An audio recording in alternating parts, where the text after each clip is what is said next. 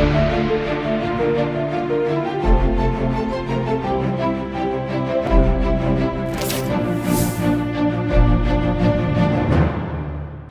सी news Bharat में आप सभी का स्वागत है। इस वक्त मैं आपके साथ ऋचा सिंह। वक्त हो चुका है यूपी बुलेटिन का, जहां हम शुरुआत करेंगे बस्ती से, जहां बाढ़ की आशंका को देखते हुए जिला प्रशासन अलर्ट नजर आ रहा है। और साथ ही बात होगी सहारनपुर की, जहां राष्ट्रीय लोकदल 3 सितंबर को रामपुर मनिहारन स्थित गोचर कॉलेज के मैदान में स्वाभिमान रैली आयोजित करेगा। ऐसी तमाम खबरों पर करेंगे विस्तार से चर्चा। शनिवार को ऑल इंडिया महापद्मानी कम्युनिटी एजुकेटेड एसोसिएशन की समीक्षा बैठक प्रेस क्लब सभागार में संरक्षक एवं पूर्व लोकसभा प्रत्याशी ठाकुर प्रेम नंदवंशी की अध्यक्षता में हुई, जिसमें आगामी 26 सितंबर को होने वाले नंदवंशी प्रतिभा सम्मान समारोह की रूपरेखा और संगठन के विस्तार पर चर्चा की गई। बैठक में सर्वसम्मति से अजय शर्मा को AIMCA का जिलाध्यक्ष और मुकेश ठाकुर को जिला प्रभारी बनाया गया। मुख्य अतिथि प्रदेश संगठन सचिव हरिकेश नंदवंशी ने कहा कि AIMCA का उद्देश्य सामाजिक जागरूकता बढ़ाने और सामाजिक कार्यों का विस्तार करने और जनहित के मुद्दों के समाधान के लिए सामूहिक प्रयास तेज करना है।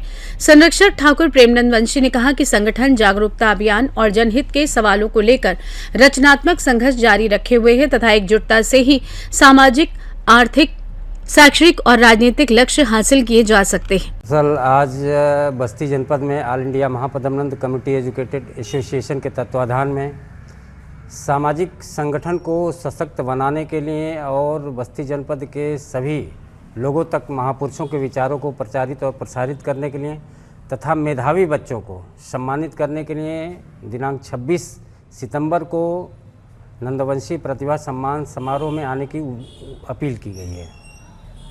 क्या परिचय आपका? डॉक्टर हरिकेश नंदवंशी, प्रदेश संगठन सचिव एवं बस्ती मंडल प्रभारी AIMCA यूपी। प्रेम नंदवंशी जी के नेतृत्व में जो ये बैठक हुई है वो हो बस्ती जिले में ही नहीं पूरे उत्तर प्रदेश में एक संदेश जाएगा। स्वतंत्रता, समता और भाईचारा का नेतृत्व लेकर के जो प्रेम नंदवंशी जी कदम बढ़ाए हैं, ये सराहनीय कार्य है। और आज इन्होंने उन उपलब्धियों को भी सामने लाया कि एक जिला अध्यक्ष का नियुक्ति किया और एक मंडल प्रभारी की नियुक्ति किए, जो जिले में बड़ी ताकत के रूप में हम उभरेंगे और आगे बढ़ेंगे। बैठक हुई, क्या कुछ उद्देश्य था? आज ये बैठक all India Mahapadmananda community educated association के द्वारा किया गया था, जो जनपद में बस्ती में पुराने पदाधिकारियों का प्रमोशन होकर के उनको मंडल प्रदेश में लिया गया है। साथ ही साथ जिले में नया जिला अध्यक्ष माननीय अजय शर्मा जी को बनाया गया है और जिला प्रभारी माननीय मुकेश शर्मा जी को बनाया गया है, जो समाज में अब अपने साथ सहयोग से लोगों का समर्थन लेकर के समाज को आगे बढ़ाने का काम करेंगे। आगे अब आप लोग की रणनीति पर किन तैयारियों को लेकर हम लोग माननीय अजय शर्मा जी, माननीय मुकेश शर्मा जी के नेतृत्व में हम लोग आगामी 26 सितंबर को जो नंदवंशी प्रतिभा सम्मान समारोह का आयोजन किए हैं, जिसमें समाज के लोग, समाज के बच्चे जो high school, inter, graduation, master degree, किसी भी डिग्री में फाइनल ईयर पास किए हैं, उनको हम लोग सम्मानित करने का काम करेंगे। समाज के लोगों और जनपदवासियों को क्या संदेश देते हैं? मैं अपने साथियों से यही कहना चाहता हूं कि आप सभी हमारे दोनों भाइयों का, जिला अध्यक्ष और जिला प्रभारी जी का सहयोग समर्थन करते हुए अपना। बस्ती से सी न्यूज संवाददाता ऋतिक कुमार की रिपोर्ट। बाढ़ की आशंका को देखते हुए जिला प्रशासन पूरी तरीके से अलर्ट है। डीएम कृतिका ज्योत्सना और एसपी डॉक्टर यशवीर सिंह ने कुदरहा ब्लॉक के बैडारी, एहतमाली और महुआपार कला क्षेत्र में तटबंध कटान प्रभावित इलाकों और बढ़ते जलस्तर का जायजा लिया तथा बाढ़ बचाव व कटान रोधी कार्यों का निरीक्षण किया। डीएम ने तटबंध की सुरक्षा और नियमित निगरानी के साथ ग्रामीणों की सुरक्षा, राहत एवं सुविधाओं को सर्वोच्च प्राथमिकता देने के निर्देश दिए। उन्होंने स्थानीय ग्रामीणों से संवाद कर उनकी समस्याएं सुनी और त्वरित व प्राथमिकता के आधार पर निस्तारण के निर्देश दिए। जिला प्रशासन बाढ़ की स्थिति पर लगातार नजर बनाए हुए और संबंधित विभागों को सतर्क रहने के आदेश दिए गए हैं। बस्ती से सी न्यूज संवाददाता विकास चौधरी की रिपोर्ट। देवरिया पुलिस अधीक्षक अभिजीत आर शंकर ने पुलिस लाइन स्थित प्रेक्षागृह में जनपद के समस्त थानों के स्टेशन, लोअर पैरवीकार एवं अभियोजन कार्यालय में नियुक्त कोर्ट मुहर्रिर व पुलिस कर्मियों के साथ समीक्षा गोष्ठी कर प्रभावी पैरवी के निर्देश दिए। उन्होंने टॉप 10 अपराधियों, गैंगस्टर, माफिया, महिला संबंधी अपराध, पोक्सो एक्ट, आर्म्स एक्ट और उच्च अधिकारियों द्वारा चिन्हित जघन्य अपराधों से जुड़े मामलों में न्यायालय के समक्ष प्रभावी पैरवी करते हुए समय से गवाही कराने और अभियुक्तों को शीघ्र सजा दिलाने पर जोर दिया। अभिजीत आर शंकर ने केस डायरी, आरोप पत्र, अंतिम रिपोर्ट समय से न्यायालय में दाखिल कराने, सभी गवाहों के बयान अंकित कराने, पैरोल पर छूटे अपराधियों की जानकारी देने और न्यायालय के निर्देशों का 100% पालन सुनिश्चित करने के निर्देश दिए। उन्होंने गवाहों से नियमित संपर्क कर उन्हें समय से न्यायालय में उपस्थित कराने को भी कहा। गोष्ठी में अधिकारियों व कर्मचारियों की समस्याएं सुनकर उनके शीघ्र निस्तारण के निर्देश दिए गए। इस दौरान अपर पुलिस अधीक्षक दक्षिणी सुनील कुमार सिंह, प्रभारी मॉनिटरिंग सेल निरीक्षक दुर्गेश सिंह सहित अन्य अधिकारी एवं कर्मचारी मौजूद रहे। देवरिया से सी न्यूज संवाददाता रवि की रिपोर्ट। गाजियाबाद के लोनी में अवैध कॉलोनियों और भूमाफियाओं के खिलाफ विधायक नंदकिशोर गुर्जर ने कड़ा रुख अपनाते हुए लोगों से प्लॉट खरीदने से पहले जमीन के कागजात और वैधता की जांच करने की अपील की। उन्होंने आरोप लगाया कि भूमाफिया गरीब और मध्यम वर्ग के लोगों को जमीन व प्लॉट के नाम पर ठग रहे हैं और ऐसे लोगों की संपत्तियां जब्त कराने की कार्रवाई की जाएगी। नंदकिशोर गुर्जर ने पुलिस प्रशासन से भूमाफियाओं पर सख्त कार्रवाई की मांग करते हुए कहा कि उन्हें जेल भेजने की बजाय एनकाउंटर किया जाना चाहिए। उन्होंने जीडीए अधिकारियों को चेतावनी दी कि अवैध कॉलोनियों पर कार्रवाई नहीं हुई तो लापरवाही बरतने वाले अधिकारियों के खिलाफ भी कार्रवाई कराई जाएगी। विधायक ने आरोप लगाया कि कुछ भूमाफिया सुप्रीम कोर्ट के अधीन बताई जा रही जमीनों पर भी अवैध कॉलोनियां काट रहे हैं। गाजियाबाद से सी न्यूज संवाददाता राजेंद्र चौधरी की रिपोर्ट। विकासखंड कासिमाबाद में ग्राम प्रधान, प्रधानाध्यापक एवं ग्राम सचिवों की संयुक्त बैठक खंड विकास अधिकारी की देखरेख में आयोजित हुई। इसमें खंड शिक्षा अधिकारी मनीष कुमार पांडे सहित विकास एवं शिक्षा विभाग के अधिकारी मौजूद रहे। बैठक में उत्तर प्रदेश सरकार की कायाकल्प योजना के तहत विद्यालयों में निर्धारित 19 पैरामीटर के कार्यों की समीक्षा करते हुए शौचालय, पेयजल, रनिंग वाटर, बाउंड्री वॉल, विद्युतीकरण सहित अन्य मूलभूत सुविधाओं को बेहतर बनाने पर चर्चा हुई। प्रधानाध्यापकों ने विद्यालयों की समस्याएं रखते हुए लंबित कार्य जल्द पूरा कराने की मांग की, जिस पर ग्राम प्रधानों और ग्राम सचिवों ने आवश्यक कार्य शीघ्र पूरा कराने का आश्वासन दिया है। बता दें कि एडीओ आईएसबी धनंजय कुमार और प्रभारी एडीओ रामचेत यादव सहित प्रधानाध्यापक, शिक्षक, ग्राम प्रधान एवं ग्राम सचिव मौजूद रहे। अधिकारियों ने अधूरे कायाकल्प कार्यों को प्राथमिकता के आधार पर पूरे कराने और विद्यालयों में आवश्यक सुविधाएं उपलब्ध कराने के निर्देश दिए हैं। कासिमाबाद से सी न्यूज संवाददाता रमेश की रिपोर्ट। भारतीय जनता पार्टी के कानपुर बुंदेलखंड क्षेत्र के क्षेत्रीय अध्यक्ष रामकिशोर साहू के प्रथम नगर आगमन पर विभिन्न स्थानों पर स्वागत समारोह आयोजित किए गए। इसी क्रम में प्रेमनगर स्थित नैनागढ़ रोड पर साहू समाज के पूर्व जिला अध्यक्ष धर्मेंद्र साहू के निज निवास पर भव्य स्वागत हुआ, जहां रामकिशोर साहू का फलों से तुलादान किया गया। साहू समाज के पूर्व व वर्तमान पदाधिकारियों तथा क्षेत्रीय जनता ने उनका फूल मालाओं से स्वागत कर पगड़ी पहनाकर सम्मानित किया। इस दौरान उनके साथ चल रहे भाजपा महानगर जिला अध्यक्ष सुधीर सिंह का भी भव्य स्वागत किया गया। आज हमारे नगर में रामकिशोर साहू जी का आगमन था, प्रथम आगमन था। उनके आगमन पर हमारे साहू समाज के लोगों ने बढ़ चढ़कर हिस्सा लिया, उनका तुलादान किया। हमें गौरव की बात है कि हमारे साहू जी तीसरी बार चुन के बुंदेलखंड से क्षेत्र के चुन के आए। हम लोगों के लिए, साहू समाज के लिए बहुत गौरव की बात है। हमने उल्लास से उनका तुलादान किया फलों से और हमने उनका हर्ष जताया खुशी से। उद्देश्य ये था कि हमारी साहू समाज का आगे झांसी विधानसभा में उनका वर्चस्व बढ़ा समाज का, और आगे समाज के आदमी रामकिशोर साहू जी की विधायक जी का टिकट मिला। ब्यूरो रिपोर्ट, सी न्यूज भारत। झांसी में भारतीय जनता पार्टी के कानपुर बुंदेलखंड क्षेत्र के क्षेत्रीय अध्यक्ष रामकिशोर साहू के प्रथम नगर आगमन पर विभिन्न स्थानों पर स्वागत समारोह आयोजित किए गए। इसी क्रम में सीपरी बाजार पेट्रोल पंप के पास भाजपा नेता दुष्यंत चतुर्वेदी द्वारा आयोजित कार्यक्रम में दिगंत चतुर्वेदी, अमित साहू, संतोष साहू सहित सीपरी बाजार के व्यापारियों ने फूल मालाओं से रामकिशोर साहू का भव्य स्वागत किया।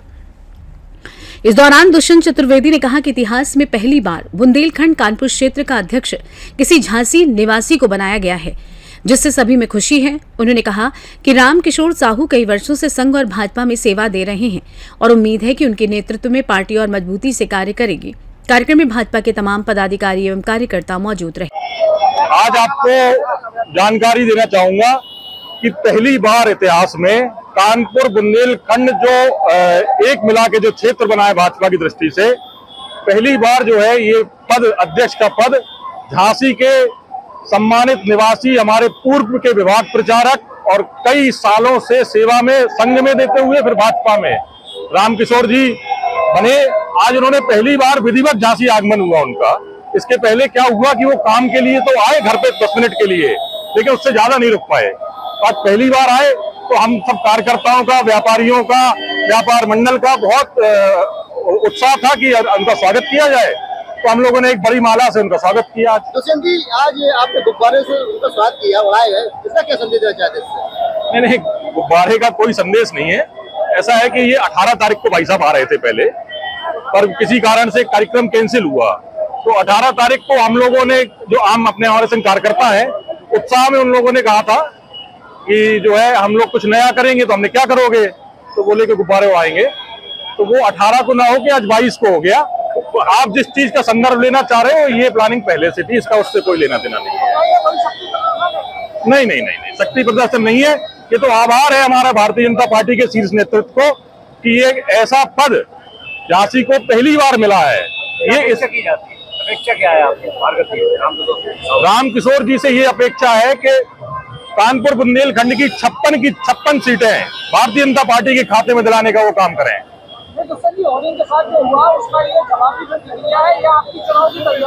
भाई साहब 87 जगहों पर स्वागत हो रहा है, 87।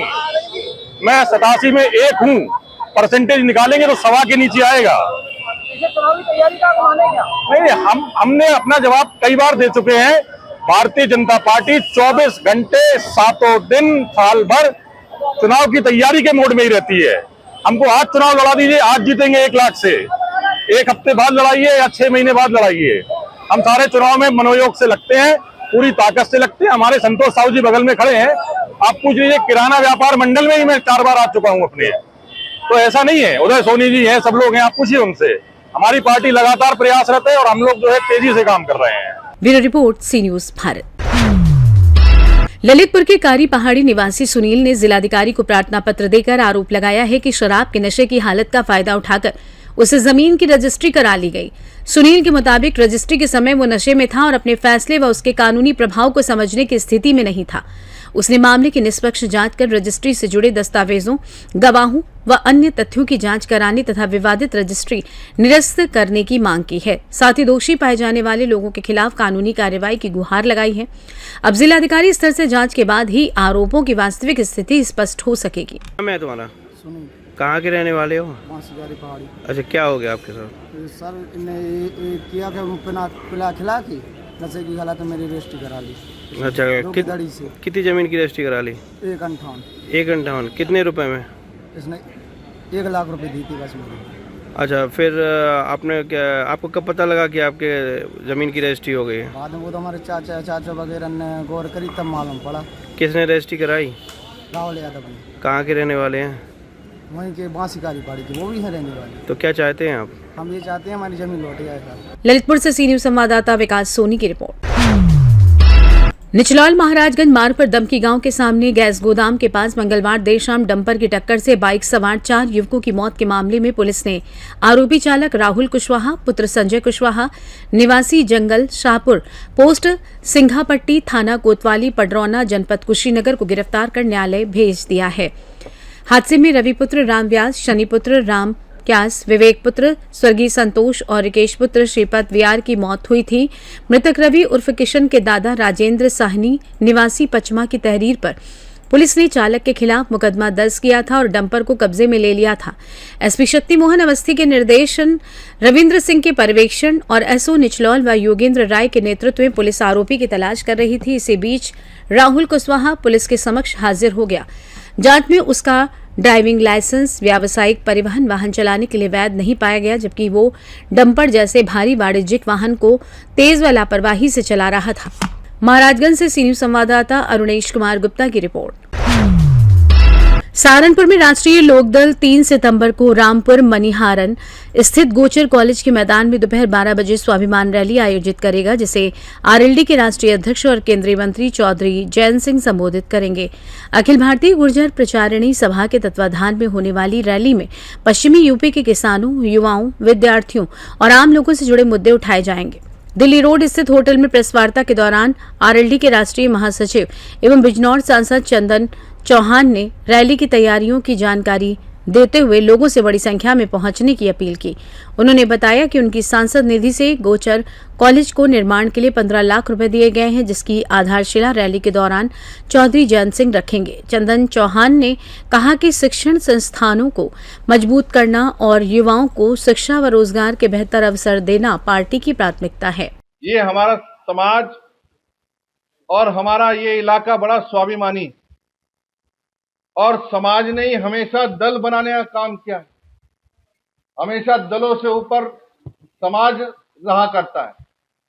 तो समाज के जो लोग आज निरंतर टिप्पणी करने का काम कर रहे हैं, मैं उनको इतना ही कहना चाहूंगा कि समाज ने ही हमेशा दल बनाए, दलों से समाज नहीं बना करता।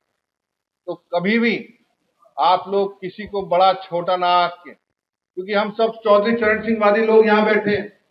हमेशा किसान, मजदूर, नौजवान और हर जरूरतमंद की जरूरत के साथ खड़ा होना चौधरी साहब ने सिखाया।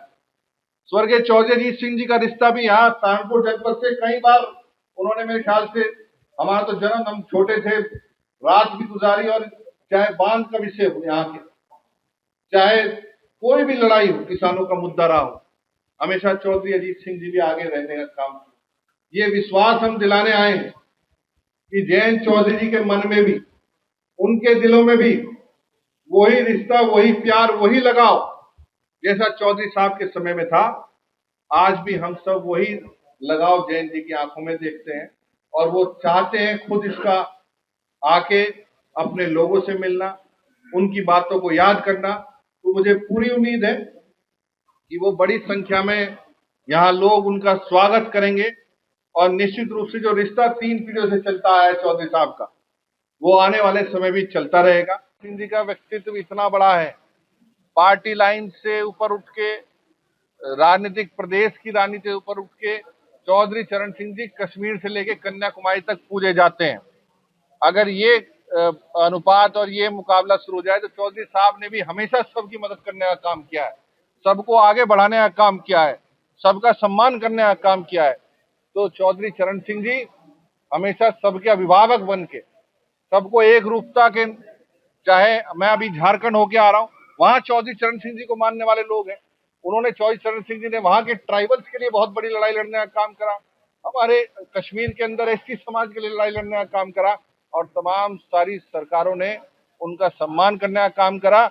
और पश्चिम उत्तर प्रदेश में तो जो राजनीति करेगा, जो सामाजिक भूमिका में जाएगा, वो बिना चौधरी चरण सिंह जी का नाम लिए यहाँ राजनीति नहीं कर पाए। युवाओं के लिए कौशल विकास और रोजगार की बात कही गई है। जी जी जी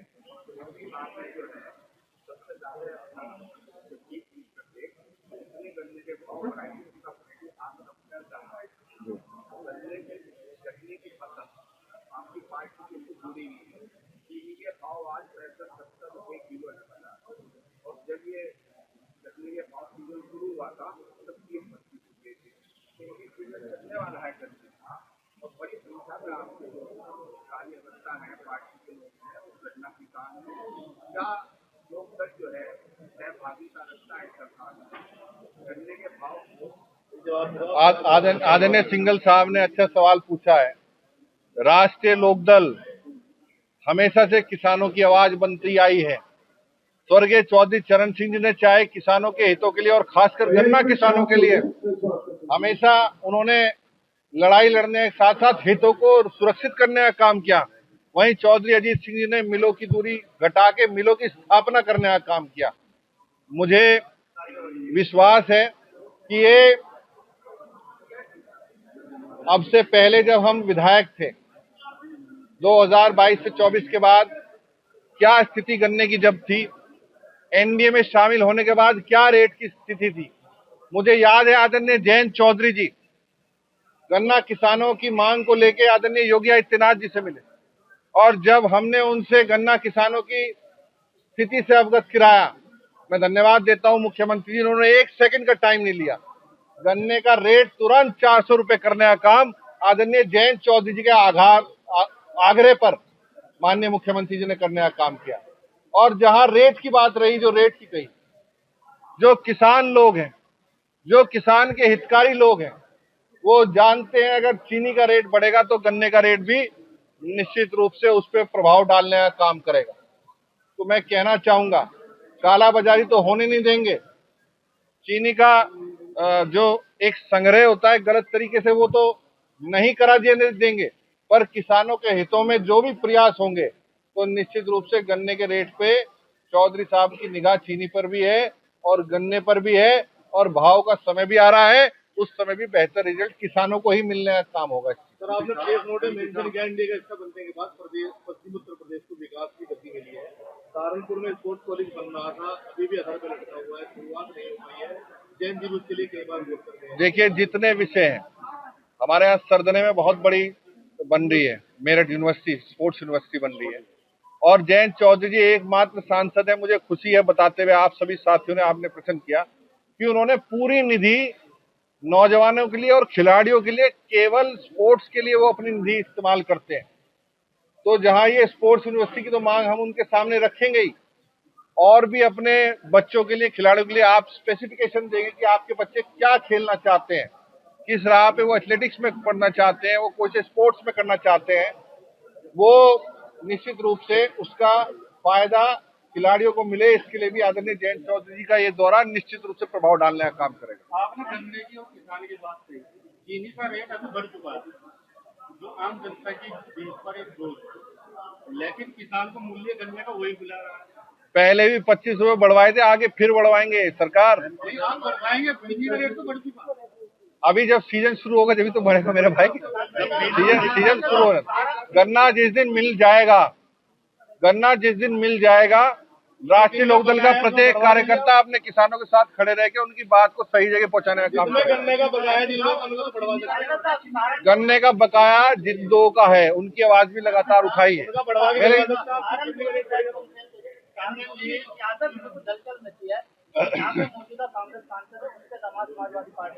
वो उनका पारिवारिक व्यक्तिगत विषय है, उसमें हम उनका नहीं कह सके। उनके सहारनपुर से सी न्यूज संवाददाता सलमान की रिपोर्ट। फिलहाल के लिए इस खास बुलेटिन में बस इतना ही। देश दुनिया की तमाम बड़ी खबरों को जानने के लिए जुड़े रहिए सी न्यूज भारत के साथ। हर खबर आपके साथ, आपके हाथ।